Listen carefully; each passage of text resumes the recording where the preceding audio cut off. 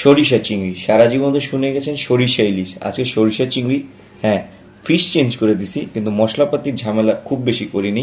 খুব রিল্যাক্সে রান্না হবে, ইয়ামি ইয়ামি টেস্টি টেস্টি সরিষা চিংড়ি। আম্মুর রেসিপি, আম্মু বললো সরিষা দিয়ে চিংড়ি একবার খেয়ে দেখ, ভালো লাগবে। আমরা কিন্তু এখানে খুব বড় চিংড়ি মাছ নিইনি এবং খুব ছোটও না, মাঝারি সাইজের চিংড়ি, সেটাই আমরা সরিষা দিয়ে ভুনা করব।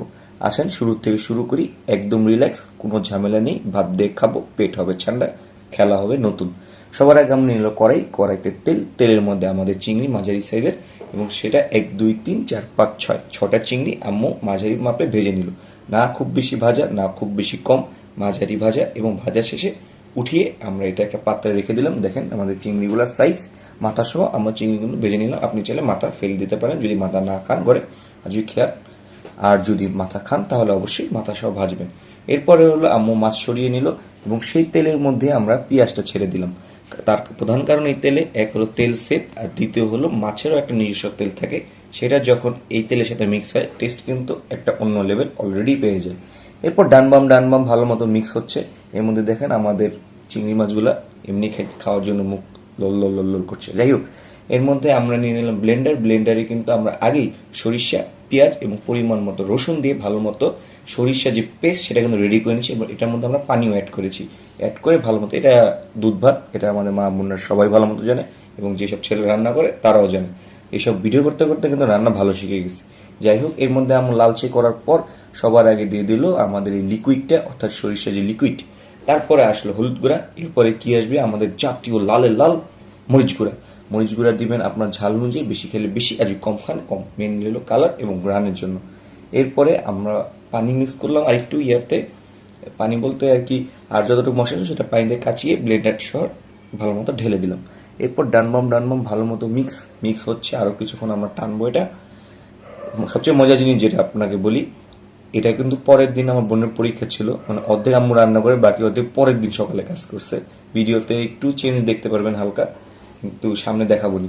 এর মধ্যে ভালো মতো টান কি হয়েছে, কুকুরগুলো হাঁকা করে জিন দেখতেছে, মানে রাত্রেবেলা তো প্রায় 3টা বাজে, এই সময় ভয়েস রেকর্ডিংয়ে বসছি। এর মধ্যে আম্মু টান করে নিচ্ছে মশলাটা, টান করবে, তারপরে আমরা আমাদের মশলাটা অ্যাড দিব।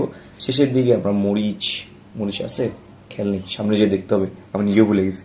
এর মধ্যে আমাদের প্রাণ প্রিয় চিংড়ি মাছগুলো খুব সুস্বাদু এসে গেল, এবং এটাকে আমরা টানবো, যত বেশি কষাবো, একদম সরিষা ইলিশ যেরকম একদম সরিষাটা উপরে থাকে, ইলিশটা সুস্বাদু, কিন্তু এই সরিষা চিংড়ির টেস্ট একদম আলাদা। তার প্রধান কারণ ইলিশ মাছ, তো ইলিশ মাছ, মাছের যে ইলিশের উপরে কোনো মাছ হয় না। ব্যক্তিগত অন্য পছন্দ থাকতে পারে, কিন্তু ইলিশ ইজ বেস্ট, বাংলাদেশের জাতীয় মাছ, এবং পদ্মার ইলিশ মাশাআল্লাহ খুব সুস্বাদু। এর মধ্যে আম্মু কিন্তু টান করে নিয়ে এসে পড়েছে মশলা, ভালো মতো টান হচ্ছে। এর মধ্যে আম্মু এবার পানি অ্যাড করলো ব্লেন্ডারই, কারণ আশেপাশে কোনো মগ ছিল না আম্মুর, একটা ছোট মগ থাকে সবসময় পানি ঢালার জন্য, কিন্তু ব্লেন্ডারই একটু মশলা টান করে মিক্স করে দিল। এরপর আম্মু ভালো মতো ডানবাম করে নিচ্ছে। বেশি কষাবে না প্রথম রাতে, তার কারণ পরের দিন সকালে আম্মু ভালো মতো আরো 10 মিনিট এক্সট্রা কষিয়ে দেন এটাকে ফিনিশিং টাচ দেয় খাওয়ার জন্য। তারপরের দিন আমার বোনের এসএসসি পরীক্ষা ছিল, তার আগের দিনই কাজটা সেরে নেয়। এই দেখে আম্মু আগেই নামিয়ে ফেলছে, রেখে দিল এই অবস্থায় ফ্রিজে, এবং মানে নর্মাল, আবার ডিপে না। এবং আগামীকাল সকালে এটা নিয়ে আমরা রান্না করবো। আপনারা আবার আগামীকাল জানেন, আমরা ভিডিও এখানে শুরু করছি, খেলা শুরু।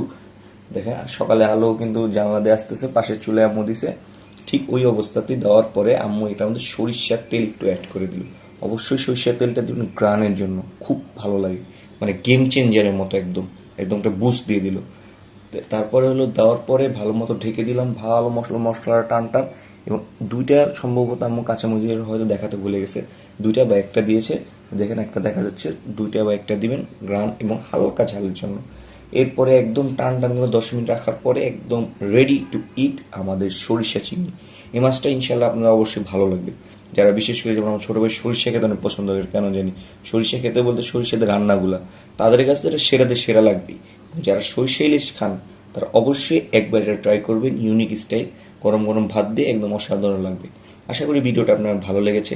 লাইক কমেন্ট শেয়ার দিয়ে আমাদের সাথে থাকবেন, এবং অবশ্যই আমাদের সাবস্ক্রাইব করবেন।